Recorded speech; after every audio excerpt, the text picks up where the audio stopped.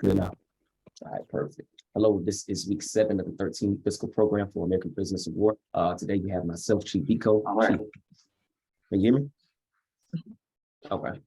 And here, as always, we focus more so on that first letter in the acronym APOW, which is American. Today, we will go ahead and start off with our 12 steps for recovery. Let me share my screen.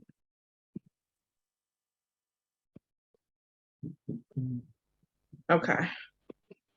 Okay, I got 12 steps this week. So the 13-week practical program of action for each American prisoner of war. Number 1, learn about the estate or estates your family originated from. Number 2, who established that estate. Number 3, what tribes and Confederacy had jurisdiction over that area prior to the European. Number 4, ask all nonprofit organizations you attend what's your position on reparations. Number 5, they either support it or they don't. No support, no money. However, if they support it, then children and adults need weekly classes free of charge about steps 1, 2, and 3. In addition, field trips to APOW landmarks in that city, county, and state are needed. Number 6, don't support European holidays for the remainder of the 13-week time frame. Number 7, avoid spending money with any small business that doesn't hire your people, gas stations, nail salons, subways, corner stores. Number 8, all businesses need operating cash, spend money with American businesses. Number 9, all other groups rely on our energy and operating cash to survive. Set the trends of making other groups follow our lead and support our clubs, services, products, and entertainment. Number 10, the US government is bankrupt. The Federal Reserve prints money, i.e. quantitative easing. It also burns money, i.e. quantitative tightening.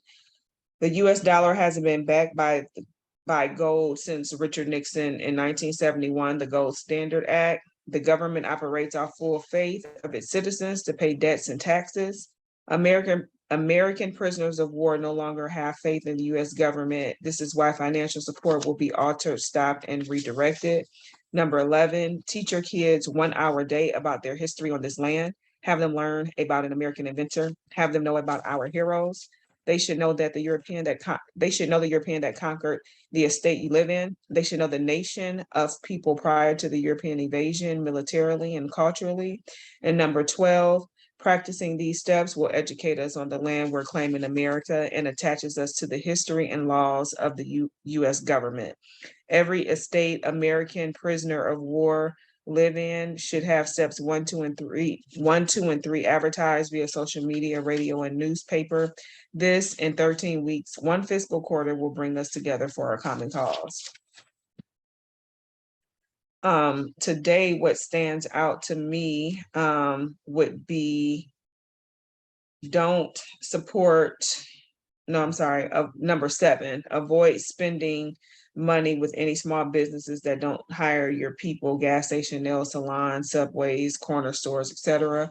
I think that we just have to consciously make an effort, even though it's somewhat challenging sometimes making that effort because there's not many Black or American-owned businesses. So I think that one stands out to me just as a reminder that we have to be more selective in who we actually do business with.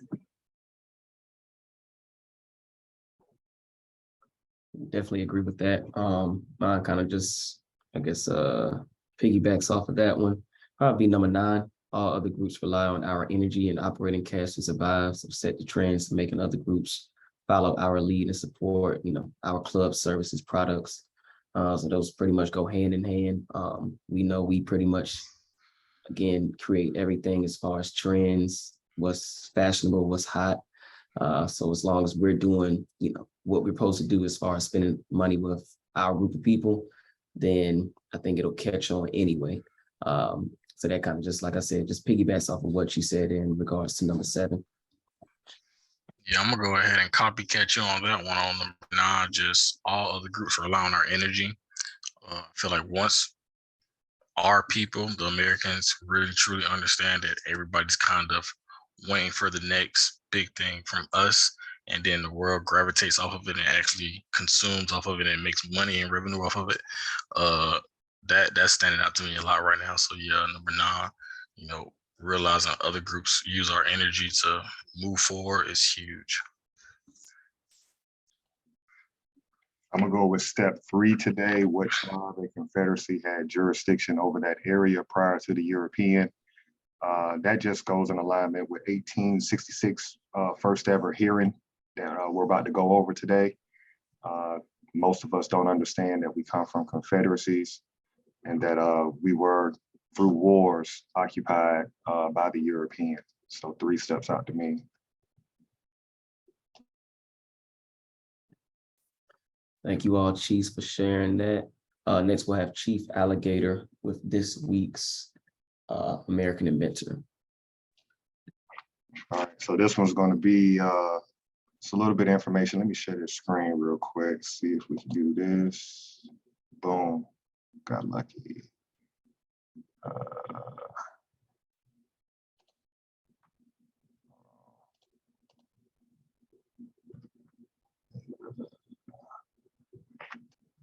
He was born April of occupation on a Virginia plantation. He escaped military occupation in 1861 and settled in Greenfield, Ohio. This is an image of him right here. Can y'all see my screen? Okay. Charles Patterson worked as a blacksmith for a carriage business, Dines and Simpson. He then went into partnership with J.P. Lowe, a Greensfield manufacturer. In 1893, Patterson bought out J.P. Lowe's shares of the business and reorganized it as 8 types of horse-drawn vehicles. Patterson died in 1910, leaving the business to his son, Frederick, who in turn converted the company from a carriage business into an automobile manufacturer. The first car debuted in 1915, and you're looking at that vehicle right here on this picture. So this is the son of Mr. Charles Richard Patterson. First car debuted in 1915 and was sold for $850, a 4-cylinder Continental engine, more sophisticated than the Ford Model T. C.R. Patterson and Sons couldn't match Ford's manufacturing capability. They built 150 cars. You can't find any of these cars. None of them are in a museum or anything. They're pretty much, it's like they don't exist.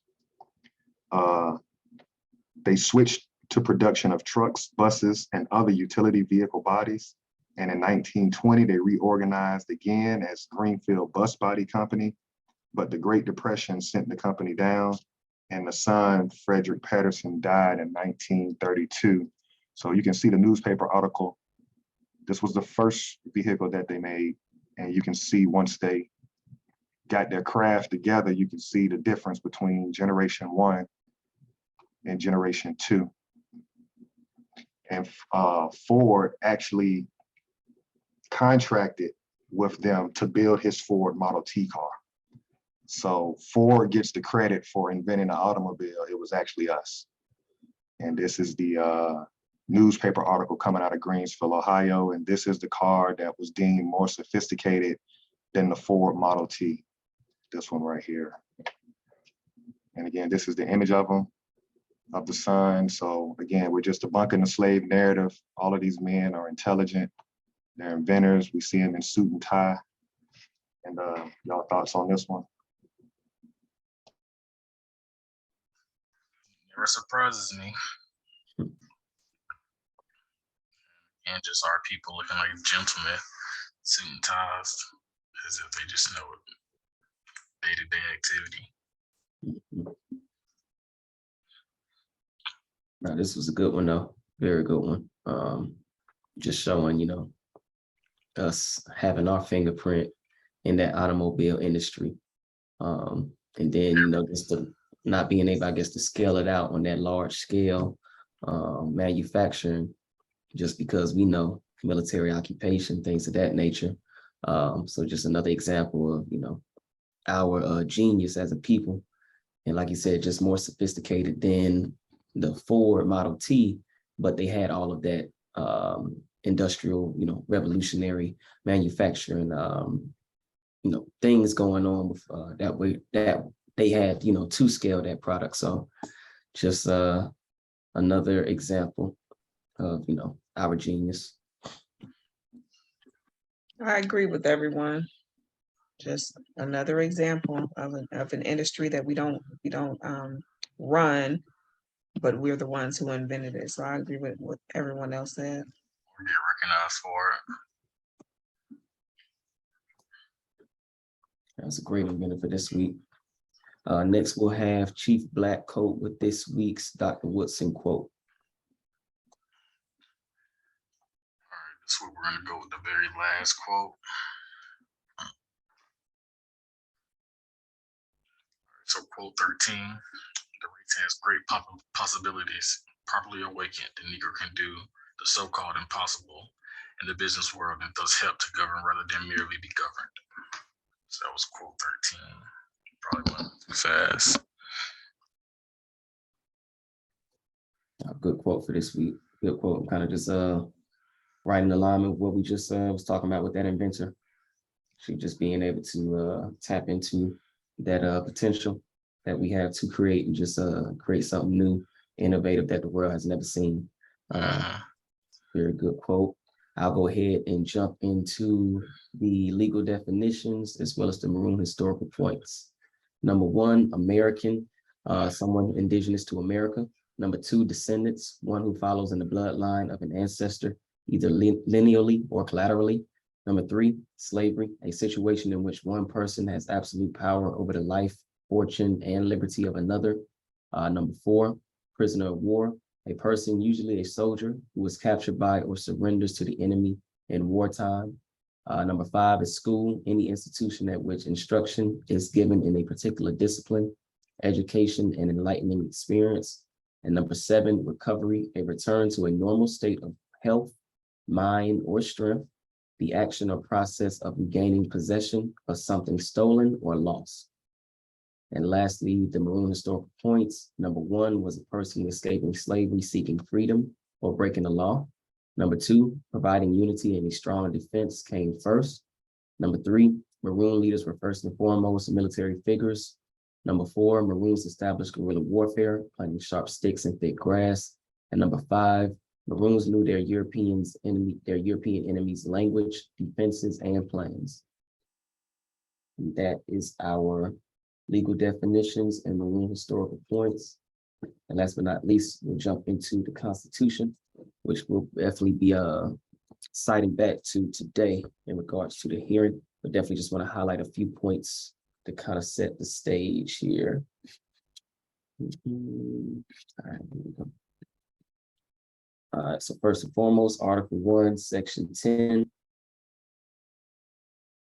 states, no state shall enter into any treaty, alliance, or confederation, grant letters of marque and reprisal, coin money, emit bills of credit, make anything but gold and silver coin a tender in payment of debts.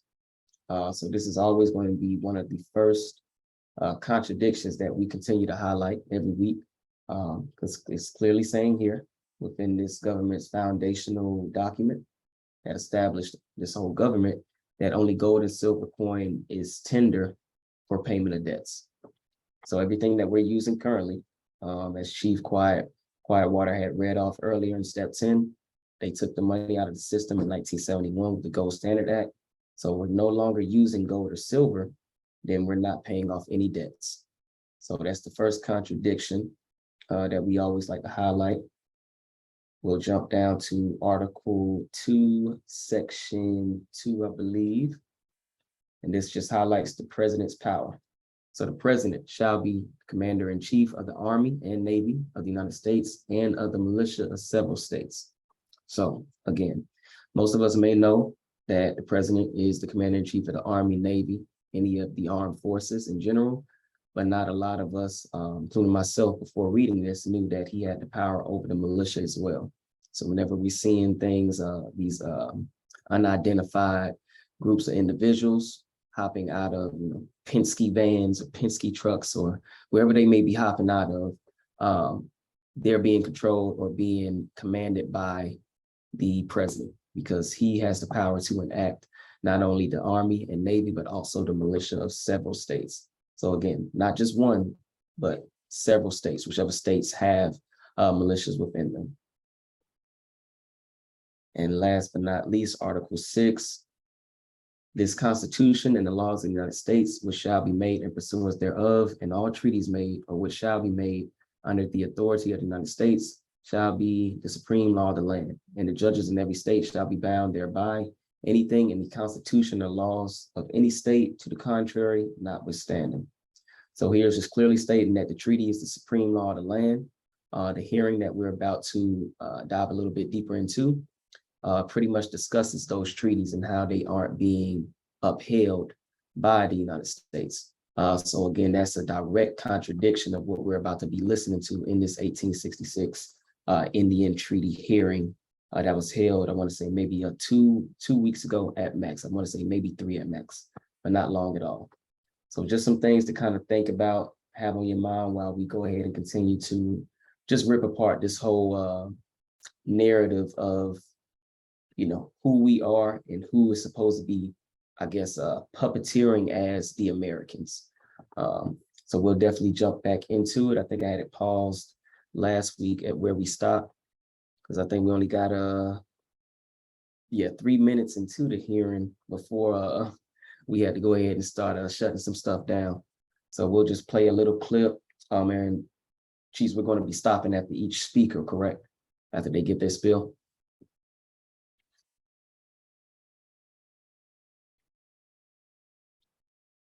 Y'all hear me? Okay, got you. So I'm gonna go ahead and just play this. And we'll get into it. Mr. Chairman, and thank you for convening today's very, very important, and as you have noted, a historic hearing. I apologize that I'm not there in person, but COVID is keeping me here in Alaska for this week. The history of the post-Civil War Reconstruction Treaty tribes, the Cherokee, the Chickasaw, Choctaw, Muskogee, and Seminole nations, often referred to as the 5 tribes, and the freedmen, the lineal descendants of African American slaves owned by the 5 tribes, is part of history that perhaps many Americans are not familiar with, nor do they fully understand.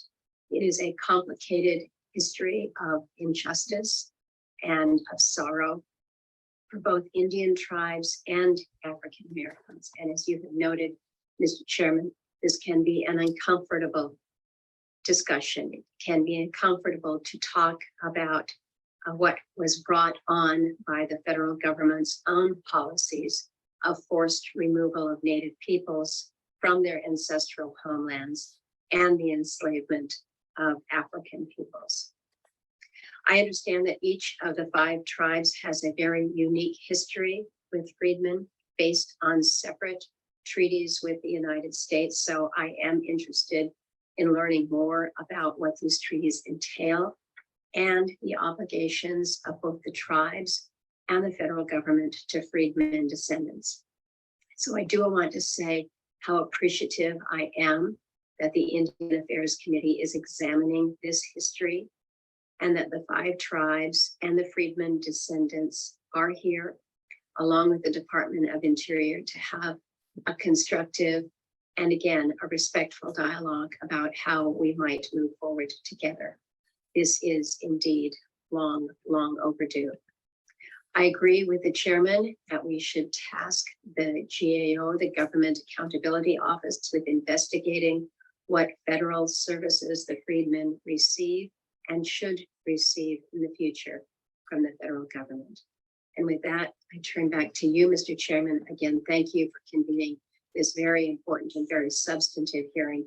And for the many witnesses that are there in person today, thank you for traveling to be before the committee on a very important topic. Thank you, Mr. Chairman. Thank you very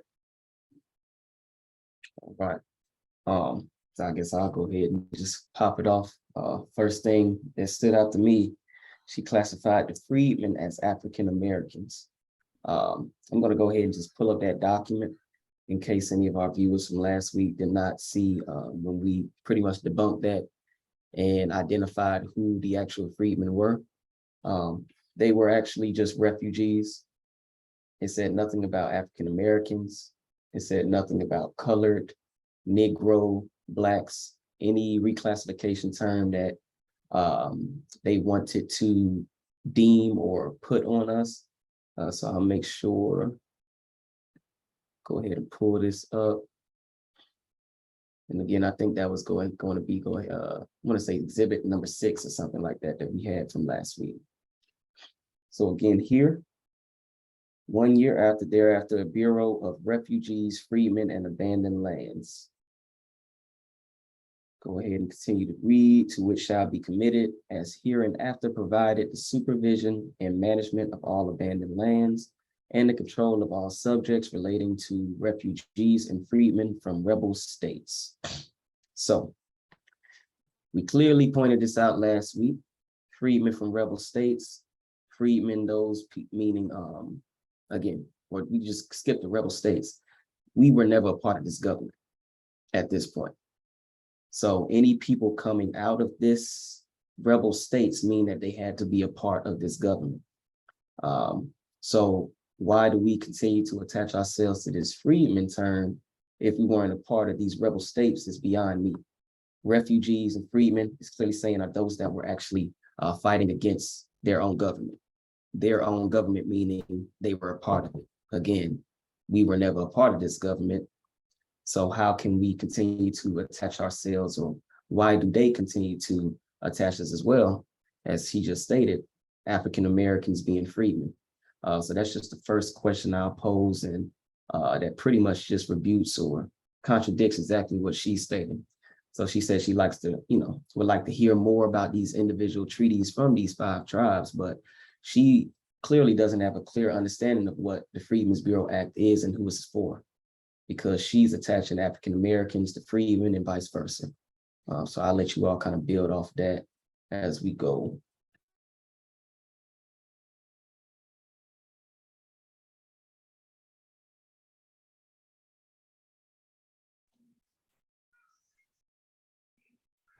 As we go through the video, the one thing we should notice, or what we should point out, is they're going to always truly take the picture off the true American. So even though they might name tribes, people that we actually derive from, as you said, Chief Biko, these people pretending to be, the chiefs of these tribes, they're going to always make sure the camera isn't focused on the true Americans, which looks like who we are on this channel, and everybody else knows, Black people, as they quote unquote say, who we are. So throughout this whole entire stand, they never actually talk about the true Americans, and that's one thing I'm gonna just point out. I agree with Chief Blackcoat. We just have to read. I think that's just the most important thing about this, is that we just have to read and understand this information. And I just appreciate us being able to have this platform to read and explain the different things that we've been fed throughout all of these years, and we believe these things. It's clear, it's here, it's in the Freedmen's Bureau Act that we were not the freedmen. So we just have to read and understand and go back and learn our history. I made 6 quick notes when she was speaking. I put it in the chat for us to see, but she said post-Civil War tribes. She said freedmen and Afro-Americans, complicated tribes / Afro-American. Her 4th statement was forced removal by the US government. 5, Indian Affairs and Department of Interior. And 6, the GOA, Government Accountability Office. So I'm gonna hit on 1 and 5 and 6. Post-Civil War, that was the first thing that came out of her mouth. To be at the federal level and to be that uninformed about what really happened on behalf of this government, it really just stands out. That's 2 representatives now at this first ever hearing about the 1866 Indian Treaty. And they either don't belong in the room, or this is just a stage play to continue to ignore us, as Chief Blackcoat mentioned. I'm gonna say it's a stage play, and they're not qualified to be in the room. I don't believe these people have actually read these documents because they say it just, they let Civil War flow right off their lips. These freedmen, if you read this document, there's no way we can come up under the War Department because we're not citizens of it. The most important thing is the chess game that they're playing in this hearing. We've read in the treaty how the Bureau of Indian Affairs and Department of Interior, the United States government has its own people implanted in those agencies. So you're not going to get a fair hearing out of this. It's almost like when a cop kills one of us, it's like an internal investigation. We know how that goes. So the fact that you got these two bureaus already infiltrated by United States government citizens, and then you created a new one that we've never seen in a treaty of the 1866, which is the Government Accountability Office. That's just another fancy word for we're going to inventory our own selves. Well, nobody can look at themselves personally. It's got to be done by an outside group. So we have to elevate ourselves, because how long are we going to keep letting the European play the game of let me just look at myself and let me figure out what I did wrong? That never happens. That's outside of natural law. It doesn't work like that. You have to have an outside party also be involved. So what they're doing right now is just continuing to live in denial about what they've done. I'll stop right there. Absolutely, and all great points made by all of you chiefs. And again, I don't think we're 10 minutes within the video and already pretty much ripping it apart in regards to just the blatant lies that, now two United States representatives, because those are the first two that have spoken thus far, state Civil War, calling, African Americans freedmen and vice versa. So again, nobody that looks like us is representing us within this hearing, as you will continue to see. So I'll go ahead and continue to play, and we'll continue to go ahead and pick apart this hearing. Much, Vice Chair Murkowski, and we wish you a speedy recovery and look forward to seeing you soon. Are there other members of the committee wishing to make an opening statement? If not, we'll turn to our first witness, who is a towering figure in history enough so that she comprises her own panel. We are pleased to introduce the Honorable Maxine Waters, U.S. Representative for the 43rd Congressional District in California. Congresswoman, your full written testimony will be made part of the official hearing record, and we look forward to your remarks. Please proceed with your testimony.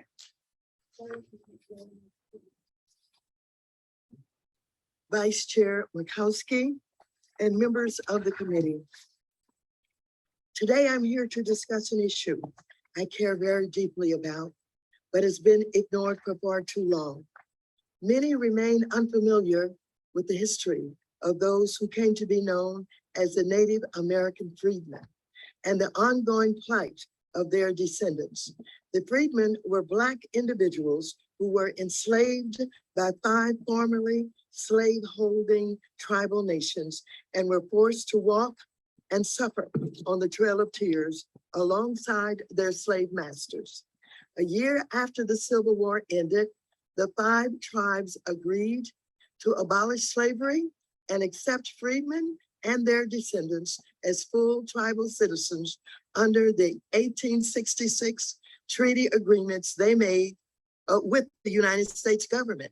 Specifically, the 1866 treaties required the 5 tribes to abolish slavery and to agree to treat and accept formerly enslaved individuals and their lineal descendants as equal tribal citizens. For example, the treaty signed by the Cherokee Nation reads, and I quote, "All native-born Cherokee, all Indians and whites legally members of the nation by adoption, and all freemen who have been liberated by voluntary act of their former owners or by law, as well as free colored persons who were in the country at the commencement of the rebellion and are now residents therein, or who may return within 6 months from the 19th day of July, 1866, and their descendants who reside within the limits of the Cherokee Nation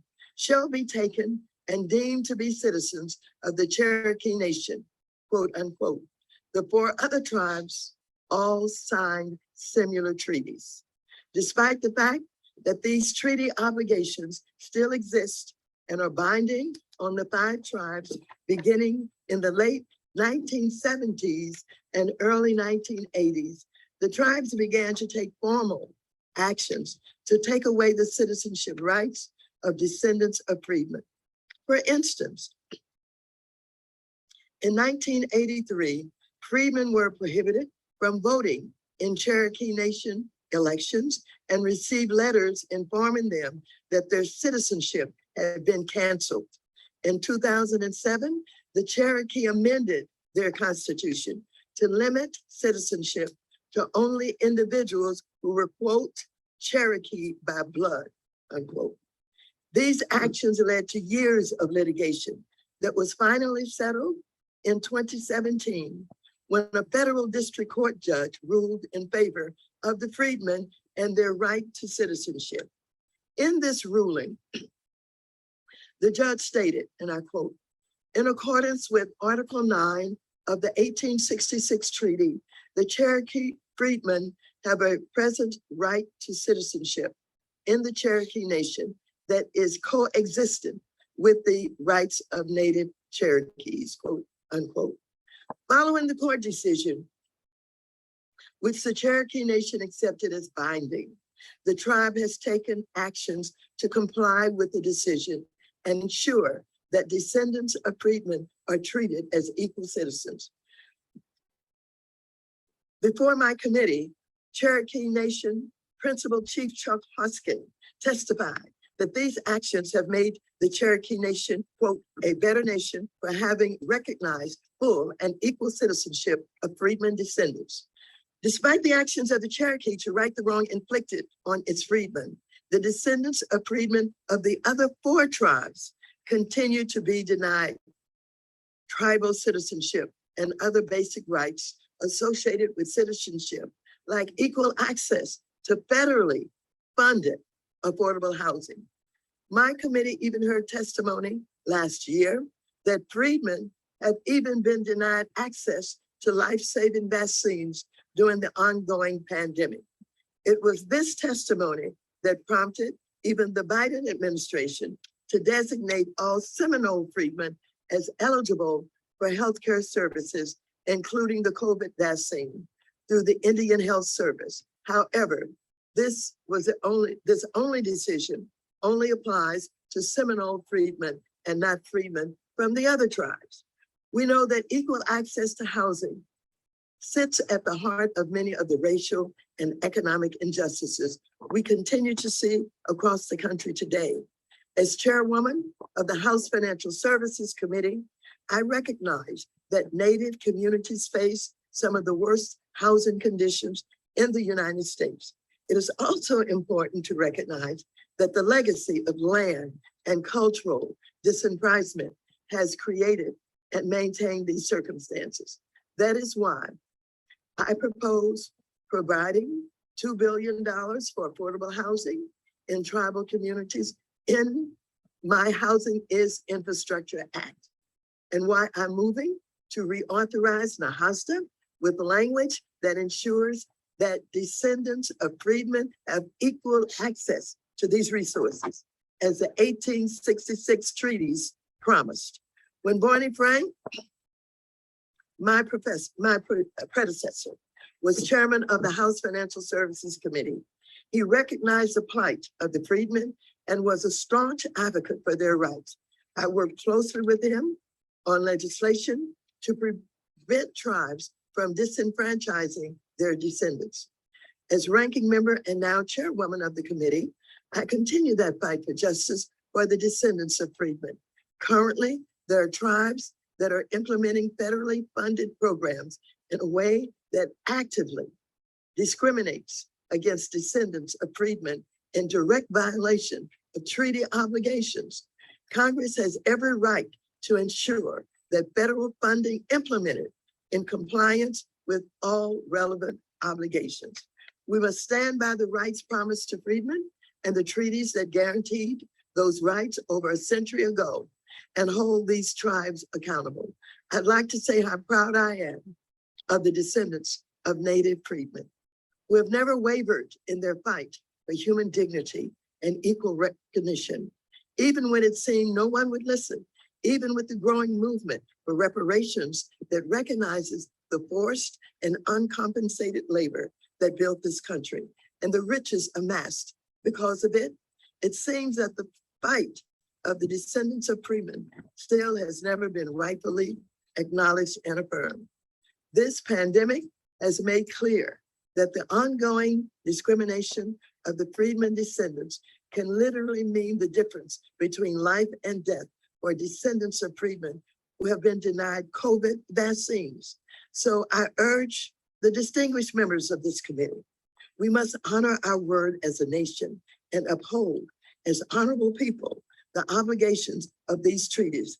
This is as much true for the United States government, which has failed to meet all of its treaty obligations, as it is for the 5 tribes. This work is ongoing, and it is the obligation to the descendants of freedmen that can't be left out of that conversation. I want to thank again Senator Schatz for holding this important hearing and working with me on this issue. And I must indicate that even though there appears to be only one representative here for the freedmen, I would like, if at all possible, to make sure that the voices of other freedmen are heard in some sense, in some way. And while I'm pleased that the United States Senate is finally hearing testimony from a freedman descendant, I must state that hearing from more voices, not less, is the key to productive dialogue. It is when we don't expand our table to hear more from those who have been disenfranchised that injustices and systemic inequities are perpetuated. So moving forward, I'm convinced that we can work together to not simply uplift the voices of freedmen, but also to recognize the shared suffering of Native freedmen and Native Americans forced to walk that trail of tears together, and the need to honor the treaties of 1866. I do not believe that the documented history of the descendants of freedmen can be ignored, forgotten, or dismissed any longer. Thank you, and I'm happy to take any questions that you may have. Thank you very much. And stop right there. I seen Chief Alligator eyes light up a little bit on some of those points. So I'll let you pop us off with this one. Okay. We can go to the 7 minute. Yep. Let's go to the 7 minute and 40 minute mark. We first have to understand, as prisoners of war, who she is at this hearing. She's a member of the Black Congressional Caucus, and she's also the chairman of the Federal Housing Committee. So she runs anything dealing with federal housing. She's at a hearing specifically advocating for a quote unquote group called Freedmen. When have we ever seen this Federal Housing Committee chairperson advocate for us during this pandemic? That's the first question that you have to ask yourself. She's going very hard for a group called Freedmen dealing with 5 other nations. This is not the United States government citizens that actually vote for her. She's advocating for citizens of 5 other tribes or nations. So that's the first thing that jumps out to me. Who's she fighting for? Who team is she on? So you got the third agent that we've seen from the United States government, and we're benign and neglected. We're not even mentioned. If you can go to that 7:40 mark, Chief Biko, and just play real quick, because what we want to hear, we're gonna let it run for about a minute. She's reading from the Cherokee 1866 Indian Treaty, and out her lips, off that page of that treaty, she's gonna read the word rebellion, which further proves there was no Civil War.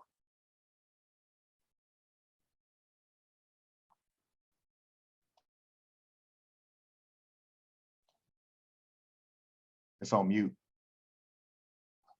As equal tribal citizens. For example, the treaty signed by the Cherokee Nation reads, and I quote, all native-born Cherokee, all Indians and whites legally members of the nation by adoption, and all freemen who have been liberated by voluntary act of their former owners or by law, as well as free colored persons who were in the country at the commencement of the rebellion and Stop. are now residents therein, Stop or right who there. may return. She just said, reading the treaty herself, she just said rebellion. Mhm. So this further proves that there was no civil war, but more importantly, she also says in that treaty how the United States government is making up what the new Cherokee will be. The original Cherokee east of the Mississippi River looked like everybody on this channel. She said whites and orphans are included as Cherokee. You can't do.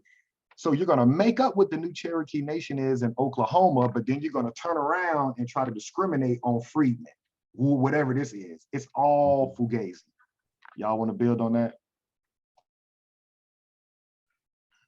Like Chief Alligator had said in the beginning, you know, he feels like this is a staged type of deal here. And just point out to the first few seconds as Maxine Waters started talking, she just spewed a bunch of false information, just how she was mix matching a whole bunch of words and saying all of these things about freedom. So it's kind of hard to watch this and take it serious, knowing the misinformation being spewed. It's like, okay, if you're reading a document, how are you confusing all of these people with quote unquote who she's advocating for, black people, or well, she's not advocating for us. She's advocating for somebody I don't even know exists out there on east of the Mississippi. So it's hard to see like what are you talking about? That's what I'm getting to. Like, what are you talking about? And when, like you said, creating a person. So once this mystical group of people come alive, what is it gonna get?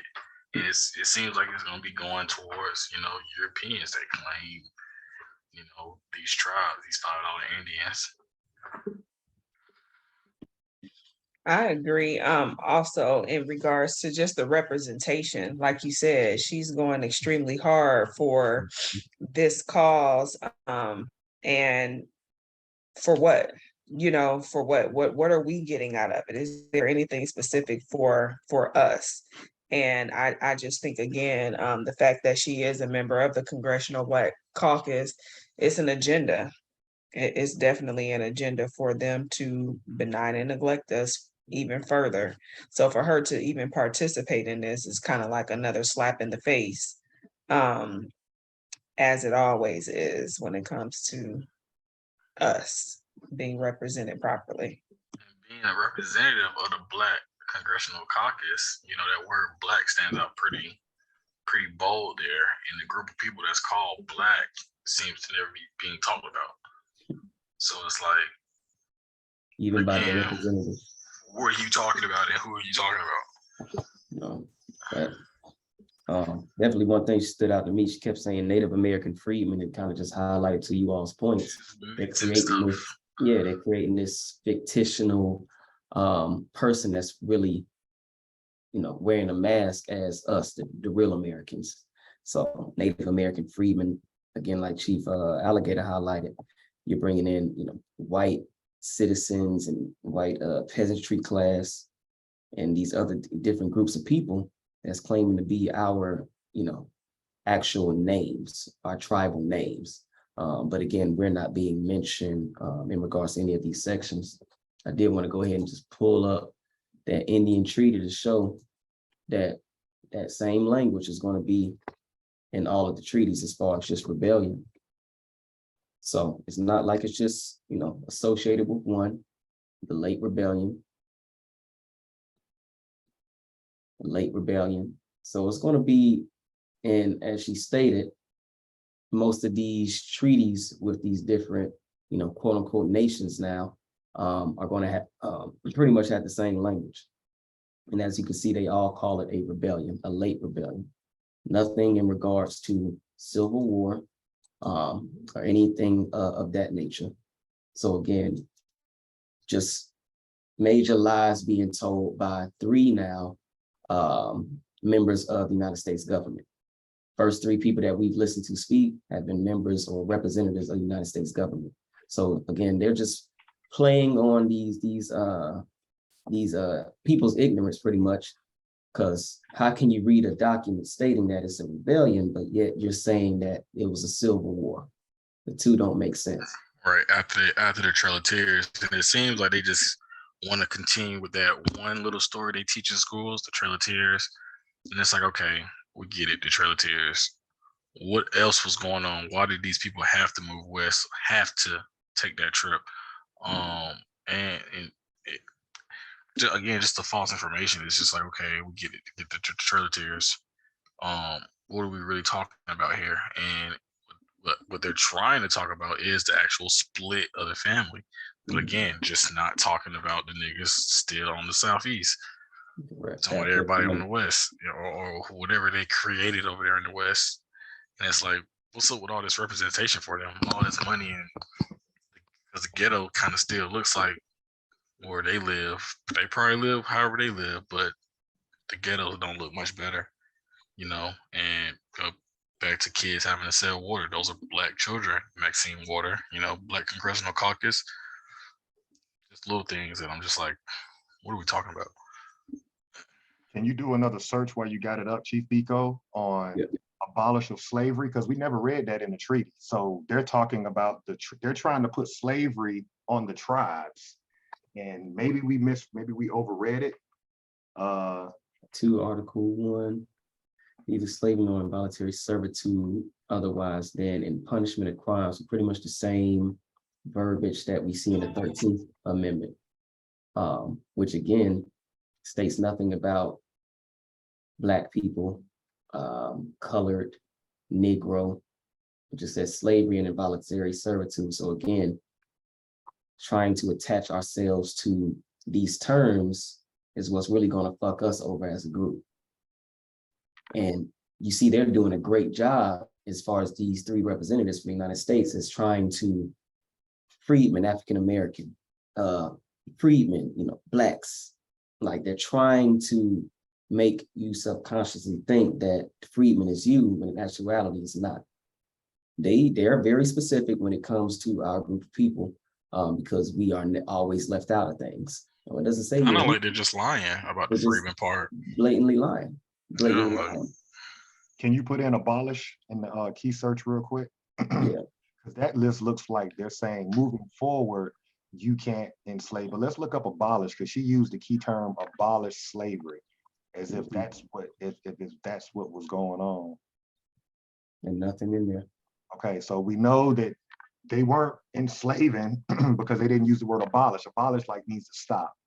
Correct. Other thing, can you put in Afro-American, because she keeps using that word? It's Afro-American in this treaty. It's African American. Just African descent. All right. And when does that sentence say?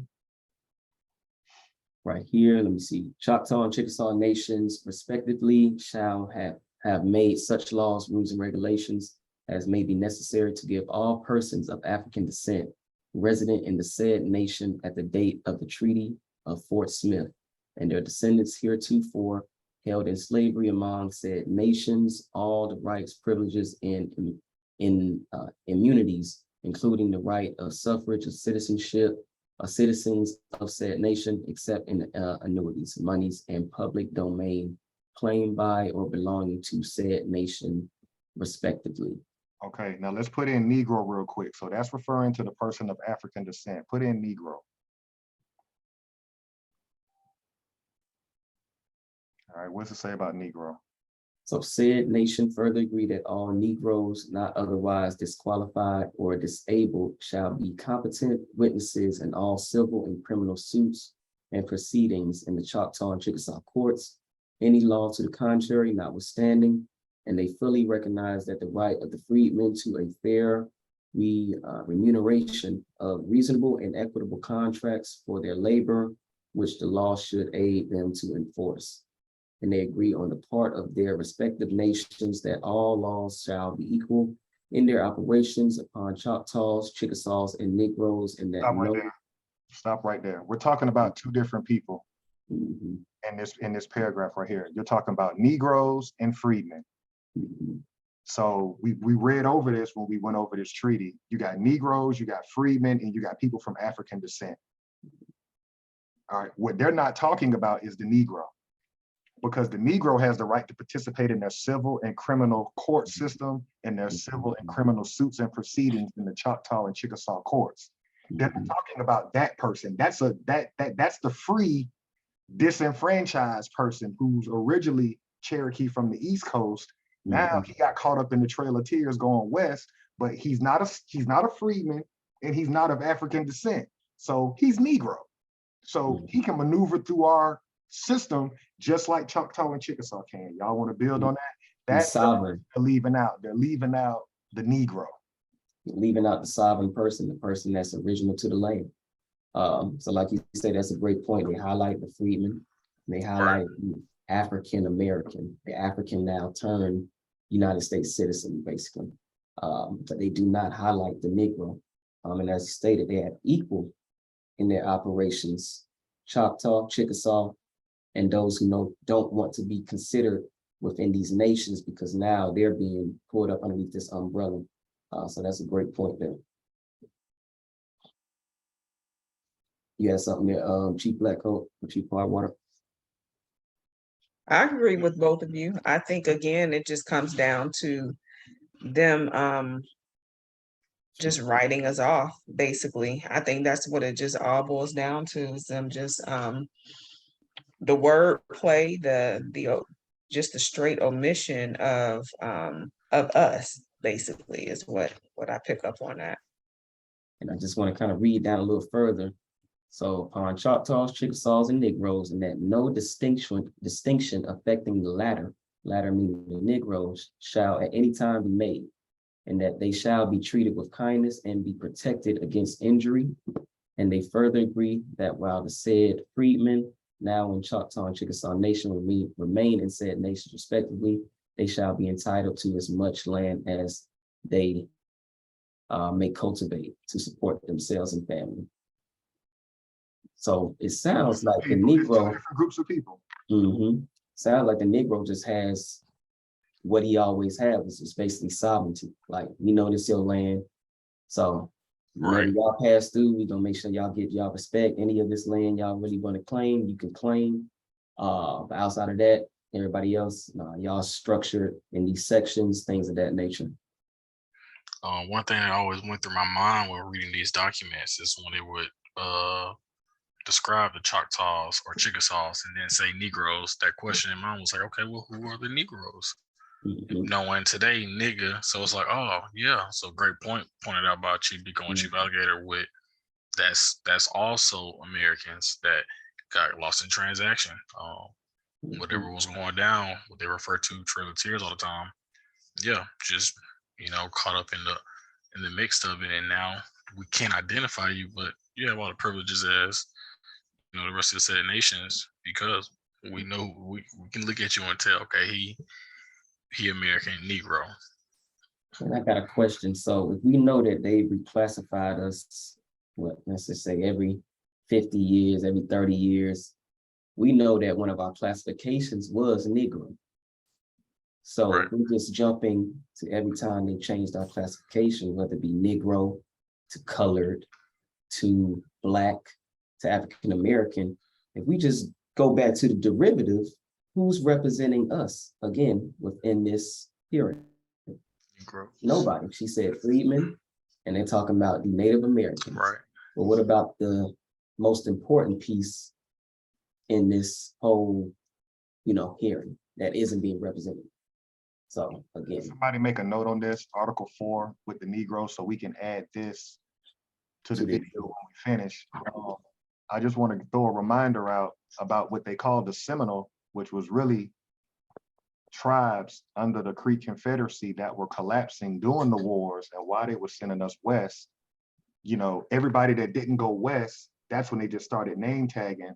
But from a business standpoint, the Negro never contracted to be a citizen of the Choctaw and Chickasaw. So we're still a part of that group that never contracted. So they're like, okay, Choctaw, Chickasaw, but this Negro, Yeah, he can maneuver through your system the same way as you can, Choctaw Chickasaw. We got to highlight that Right. when you look up the definition of Negro, it means it'll go to niggardly, which means stubborn.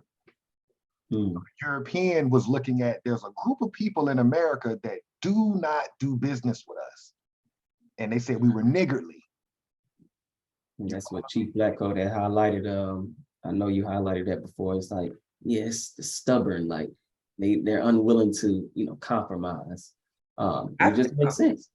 Go ahead, Chief. I think, excuse me, I think that we kind of read something like that in the Special Order 15 as well. How I can't remember exactly, but it's like we weren't controlled. They Right. had to come up with something because they couldn't control us, basically. Just got occupied. Mhm. Assimilation. Yeah, like legit. And the last point I'll make on that is, how are we letting them give a pass to just making white people Cherokee a part of the Cherokee tribe? Like, she said it out her mouth, whites shall be citizens. Like, how are we not having an issue with that? Like, you can't just write in that white people are going to be Cherokee. Claiming to be Americans, and now it's like they can just pick and choose a tribe, and that's the tough. That's what be beating me up, because it's like they're not American. Like, why? And what's weird is NBA has this thing to where it's called NBA Euro, and it's just all white people that play in Europe that come over to the American League, the NBA, and it's like, can y'all not see that these white people are European? Like, it's called NBA Euro. Like, these are all white people coming over. If it was called NBA American, we're sending over Europeans. But it's like, hold on, you're not fucking American going over there. Like, it's just how we confuse ourselves. Can we show them the video clip one more time? Just, as we ended off for today, just that little snippet where she says white people are going to be called Cherokee, and she reads the word rebellion from this own lawful document called the treaty. Sounds like what the Australians done did, the quote unquote Australians. Reads, and I quote, "All native-born Cherokee, all Indians and whites legally members of the nation by adoption, and all freemen who have been liberated by voluntary act of their former owner." Stop it right there. We heard it. Heard it right there. It's just gonna be tough because I've already noticed on Twitter these white people with the feathers in their bios, so they're claiming to be Native Americans, and I'm like, oh, This is Lord. You've been adopted because you had Well, who nowhere to go. adopted you? Mhm. Where's this paperwork saying you're adopted from what sheet? Like what? It's a made up person. That's why they you highlighted They follow it trends. a nation. That's why they're Cherokee Nation now. Cherokee, Choctaw Nation, Seminole Nation. We were just straight tribe names. Right. Wasn't any nation. Now, when you have that nation, you can make up people. Oh yeah, you don't even have to be by blood. We're just adopting you into this by name only. So again, It's insane. Can we do the last little piece where she says rebellion in about 10? Yeah. Yep, just about 10 more seconds. Or by law, as well as free colored persons who were in the country at the commencement of the rebellion and are now residents therein. Not making this up, people. So white people can claim to be who we are, but as far as people of color, we're just this people of color, Right. blah, blah, blah, blah, blah. But white European, you could be Cherokee, you could be Choctaw, you could be, the floor is open, but people of color and Coming directly out of an American caucus mouth. chairman. So it's like Exactly. like you said, Exactly. yeah, this is a stage. Like this is not even making sense. This is just white just means you can shape shift into other people's. They doing it, man. Bro, I know you people that shit on Twitter, these white people or Europeans. Nothing wrong with Europeans, whatever, whoever watch the channel. But these Europeans with the feather in the bio now, like you know how the natives are. I'm just looking like, all right, just because your skin's super tan, almost red. It's happening. It's a scary situation because even though we're kind of getting humor out of this because we've studied to show ourselves approved so we can cite back the documents and we're exposing that they are doing a ritual or a play to further exterminate us. The reality of this is we're not represented in this hearing and we're still being benign and neglected. So there's a reason that they're saying by 2053, this group will be a wealthless group of people because they've already, you're not in the plans. Right. And so there's a serious component here if we tie in what happened with Trump this week with being raided by the FBI, and then you've now seen militia pop up at these FBI facilities. Again, we look at that and we look at that as if that's something that we can't do, that they can do. At some point, we have to understand pulling up on these type of hearings and things like that to be a part of we won't stand up as a group. That's the frustrating part for me when I look at this group of people. We're afraid. We're afraid, you know, we'll talk big shit amongst each other, but we won't stand up to any other group or any other institution that is really suppressing you. And we're at a point where, shout out to the NFAC, Grandmaster Jay was the only one in my lifetime that actually pulled up. But we're at a point now where fighting amongst each other, everybody is just kind of leapfrogging over us, getting resources. And we have to start standing up for ourselves against other groups of people. And we're not there yet as a group. Absolutely. Absolutely. Something that made me think, you know, just deep diving critical thinking before we get off. I'm always watching something simple. It's called I Am Groot on Disney Plus. It's this little tree man. He found a civilization, these super tiny animals. He found them. They lived under the ground. He was just playing with them, but then he sneezed and it almost killed them all. So then they started throwing rocks at him. Then next thing you know, planes started coming out and they were shooting lasers, and then things started coming out the ground and they're having a whole battle with this thing. And I'm like, oh, that's a civilization. You gotta have a defense. And sadly, this group is just, we don't even have that. We have nothing to defend ourselves. And the people that pretend to defend us, they're doing clown shit like this. That's a great point. Even the smallest and you know, what some would say the weakest of individuals will fight for their life or fight for their survival. Just in that example, and even going back to the you know, Ukraine, Russia, Taiwan, China, like Afghans, you know, they're like, look, we don't care how big you are. We going to do what's necessary to protect ourselves and our homeland. And we just have to get that mindset as a group of people. This is our land. So when they say go back to Africa, I say, no, you go back to Europe. You came over from those boats. all right. So, Just projection with that come back to Africa shit. whatever. Go back, bitch. I can't go nowhere. I'm rooted. For real, like it's just weird now. Everybody got closing. What do y'all want to close this out with based on what we proved today? There's no civil war. Again, just unrepresentation and benign and neglect. I mean, that's just basically what I get from it. Is it just continues. I'll close it with, it's just amazing to see how far they'll go to continue this law of Europeans being Americans. Like this shit is real. Like these people really walk around claiming to be Americans, claiming to be our ancestors. Great film Titanic with the historic moment of whenever he asked her like, where are you guys from? And she was like, I'm American. And it's like, damn, you own the boat, bitch. You're literally coming like you literally own, like you coming over here on it and you're talking about you're American already. So it's like, damn, like this is how far they'll go. They'll even have bullshit hearings that they've scripted to make the people believe that, and this ain't really for us because niggas don't really pay attention to this shit. This for the whole world to see. So the Mhm. rest of the world like, oh, so that's what the American. And it's like, nah, dog, we got this in at home fight that we gotta really just mush everybody out the way and be like, all right, this is what it is. But the Honorable Maxine Waters is gonna completely, like Chief Waters said, but not neglect this. Yeah, my closing, we're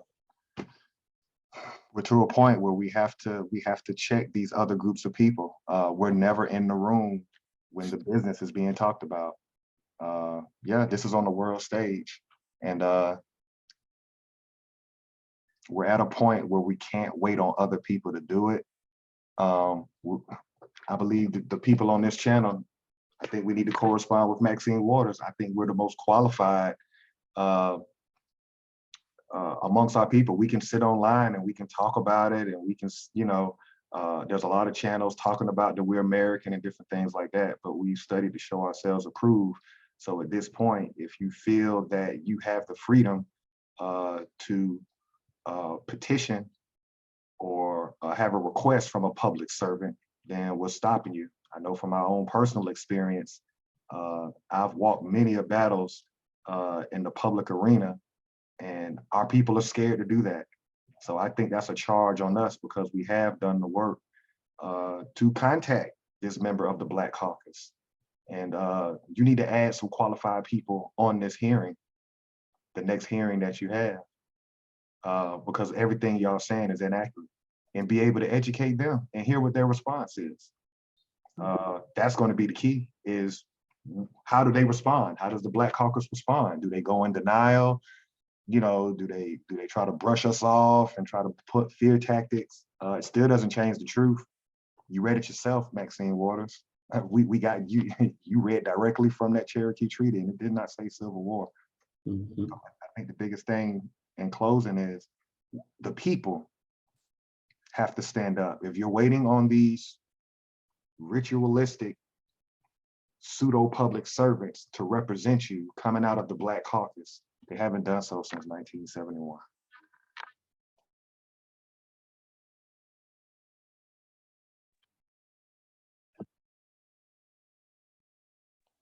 I have anything, Chief Pico? I think you can end it right there, man. You said it right there. You said it right there.